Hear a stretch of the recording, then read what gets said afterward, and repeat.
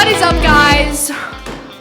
Today, we're just kind of talk. We don't really know what we're doing. We kind of have an idea of what we're doing, but we really don't. All right, first up is announcements. So we have a fundraiser coming up, rebranded fundraiser, Krispy Kreme and Little Caesars. Super excited about that. I love pizza and donuts. All the funds will go back to the youth fund to pay for future outings and equipment. Service starts at 7. You should come because it's really cool on Wednesday nights. It starts at 7. Sunday school is at 10 a.m.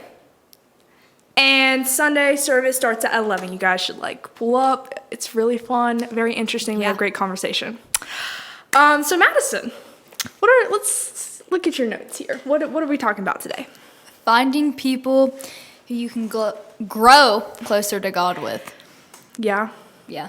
Is that something that you struggle with personally?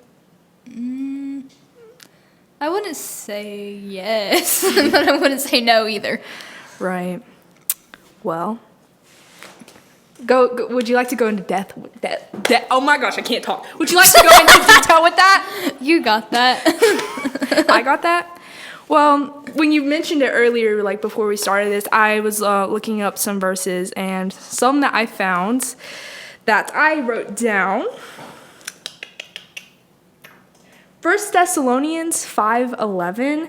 Therefore, encourage one another and build each other up, just as in fact you are doing. That's a good one. Oh, and my favorite of all time, Proverbs 27:17. As iron sharpens iron, so one person sharpens another. I think your friends really impact who you are as a person.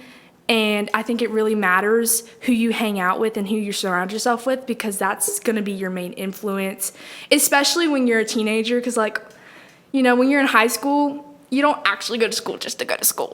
Let's be honest here. You go for your friends and you make so many great memories with those friends, and it really does impact who you are as a person and how that is just so important. I really, really believe that. Yeah, I think that, like you said, with school and stuff, who you're hanging out with is who other people are going to see you as. Right. No matter your background or anything. 100%. So, yeah. Yeah.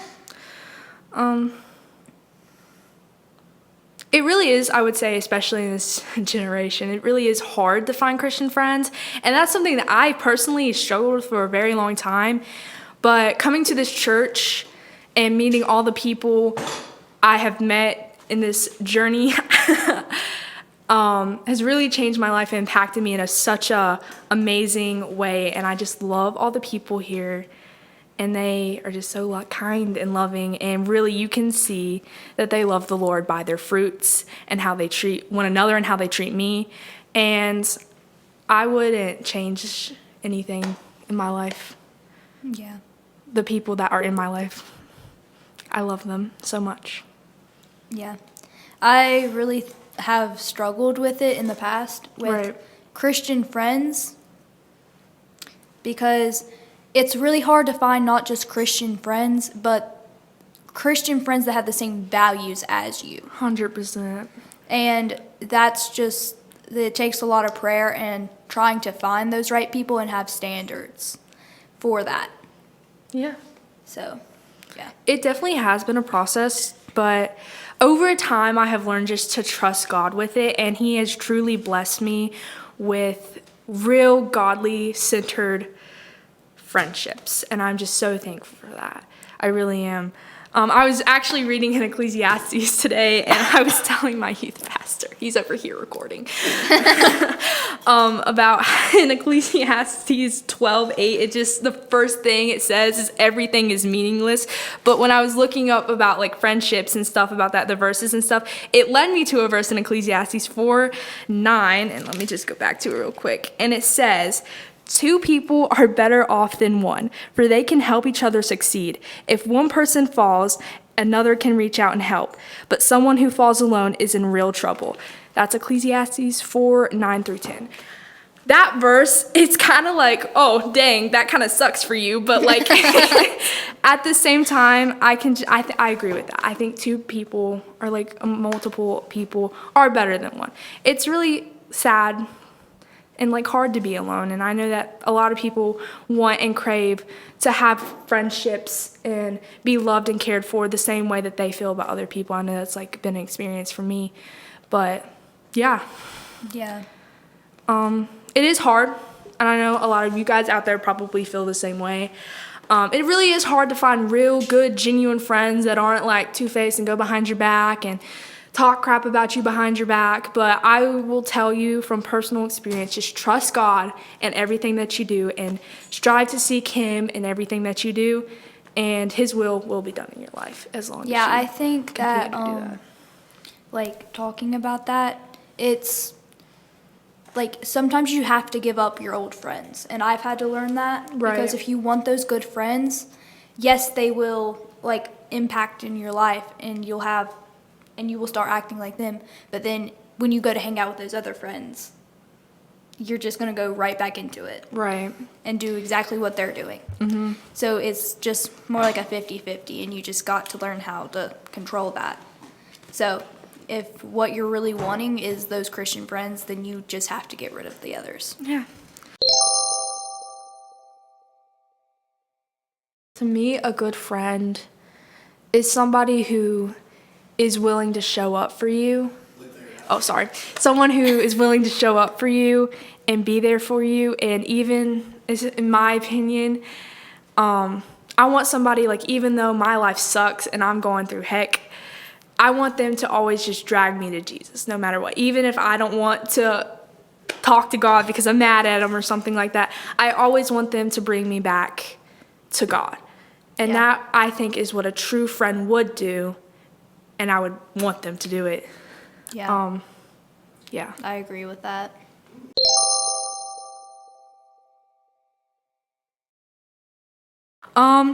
Younger kids. I love working with young kids. Something I have learned from that ministry.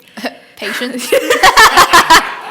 It's definitely patience, but this may sound like really weird, but just watching the kids, especially like the 8, 9, and 10-year-olds, the little older ones, their heart is something that God has really pointed out to me, and like how they don't really have a care in the world, but when they do something, they do it like full-heartedly and stuff.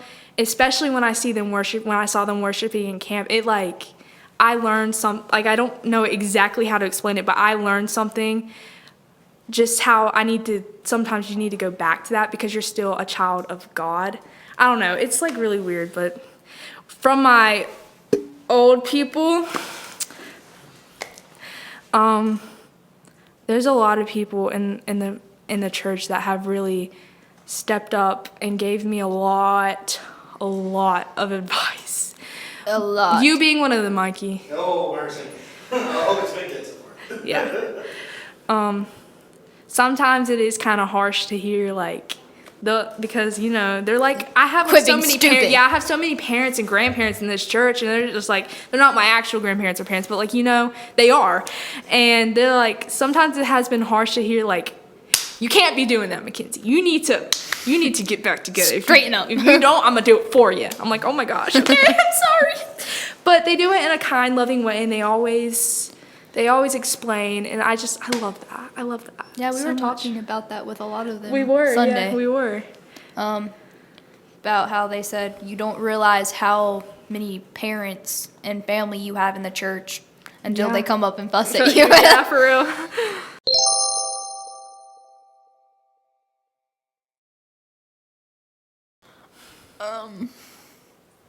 Heavy. I'm scared I'm gonna screw it up.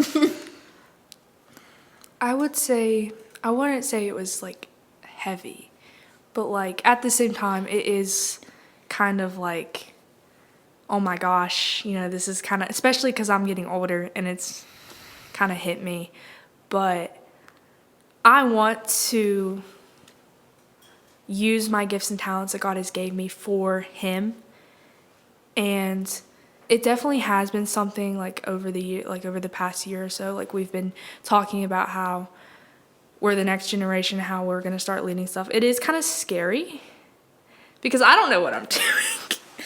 I don't think any of us do. I know that God has placed very, very capable, talented leaders to guide us, and I'm excited to see what God's gonna do.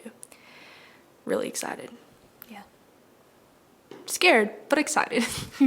I hope this encouraged some of you guys. I know it has me, and I really enjoy talking about stuff like this. And I hope you guys really enjoyed it too, and we will see you guys next time.